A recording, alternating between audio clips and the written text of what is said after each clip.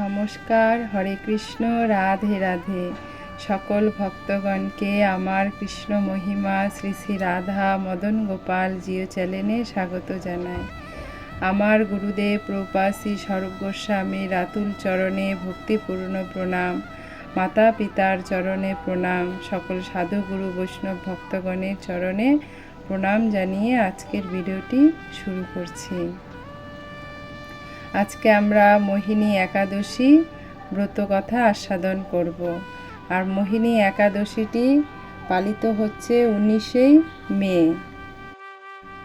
রবিবার, আর পরদিন সোমবার 9:22 মধ্যে পারনা। এটা পশ্চিমবঙ্গের সময়। তাহলে আজকে আমরা মোহিনী একাদশী ব্রতকথা শ্রবণ করব। কুর্ম পুরাণে বৈশাখ শুক্লপক্ষের মোহিনী একাদশীর ব্রত মাহাত্ম্য বর্ণনা করা হয়েছে।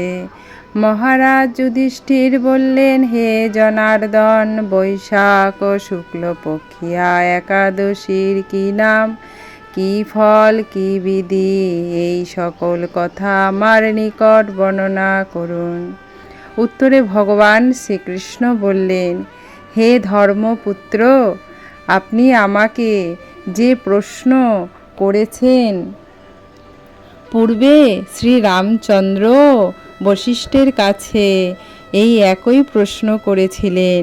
তিনি জিজ্ঞাসা করেছিলেন, হে মুনিবর, আমি জনক নন্দিনী সীতার বিরহজনিত কারণে বহু দুঃখ পাচ্ছি, তাই একটি উত্তম ব্রতের কথা আমাকে বলুন, যার দ্বারা সর্বপাপ ক্ষয় ও সর্বদুঃখ বিনষ্ট হয়। এই কথা শুনে বশিষ্ঠদেব বললেন, হে রামচন্দ্র, তুমি উত্তম প্রশ্ন করেছ। যদি তোমার নাম গ্রহণেই মানুষ পবিত্র হয়ে থাকে, তবু লোকের মঙ্গলের জন্য তোমার কাছে সর্বশ্রেষ্ঠ ও পরম পবিত্র একটি ব্রতের কথা বলছি। বৈশাখ মাসের শুক্লপক্ষিয়া একাদশী মোহিনী নামে প্রসিদ্ধা।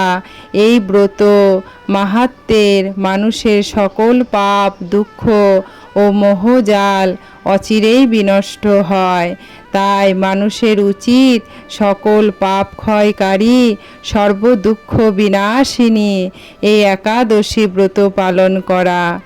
একাগ্র চিত্তে তার মহিমা তুমি শ্রবণ করো। এই কথা শ্রবণ মাত্রই সমস্ত পাপ বিনষ্ট হয়ে যায়। হরি বল। পবিত্র সরস্বতী নদীর তীরে ভদ্রাবতী নামে এক সুশোভনা নগরী ছিল। চন্দ্রবংশজাত ধৃতিমান নামে এক রাজা সেখানে রাজত্ব করতেন। সেই নগরীতেই ধনপাল নামে এক বৈশ্য বাস করতেন। তিনি ছিলেন পুণ্যকর্মা ও সমৃদ্ধশালী ব্যক্তি। তিনি নলকূপ, জলাশয়, উদ্যান, মঠ ও গৃহ ইত্যাদি নির্মাণ করে দিতেন। তিনি ছিলেন বিষ্ণু ভক্তি পরায়ণ ও শান্ত প্রকৃতির মানুষ। সুমনা, দ্যুতিমান, মেধাবী, সুকৃতি ও দৃষ্টবুদ্ধি নামে তার 5 জন পুত্র ছিল। পঞ্চম পুত্র দৃষ্টবুদ্ধি ছিল অতি দুরাচারী। সে সর্বদা পাপ কর্মে লিপ্ত থাকত। পরস্ত্রী সঙ্গী, বেশ্যাসক্ত, লম্পট, দ্রুত ক্রীড়া প্রভৃতি পাপে সে অত্যন্ত আসক্ত ছিল। দেবতা, ব্রাহ্মণ ও পিতা মাতার সেবায় তার একেবারেই মতি ছিল না।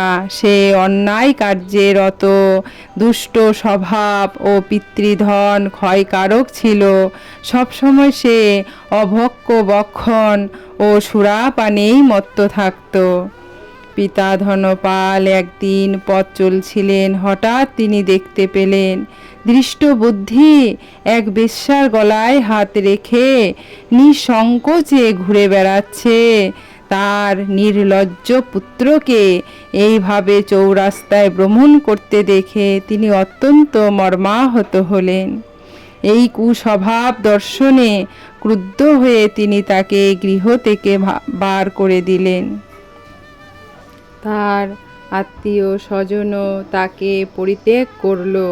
সে তখন নিজের অলংকার আদি বিক্রি করে জীবন অতিবাহিত করত। কিছুদিন এইভাবে চলার পর অর্থাভাব দেখা দিল।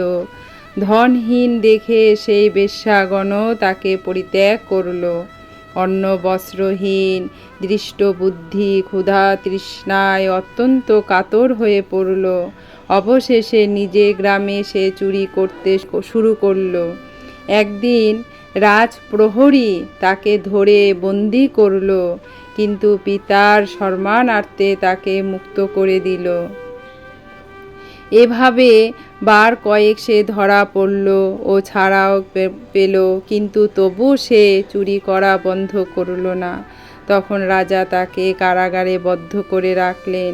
বিচারে সে কষাঘাত দণ্ড ভোগ করল এবং কারাভোগের পর অনন্য উপায়ে দৃষ্টবুদ্ধি বনে প্রবেশ করল। সেখানে সে পশু পাখি বধ করে তাদের মাংস ভক্ষণ করে অতি দুঃখে পাপময় জীবনযাপন করতে লাগল।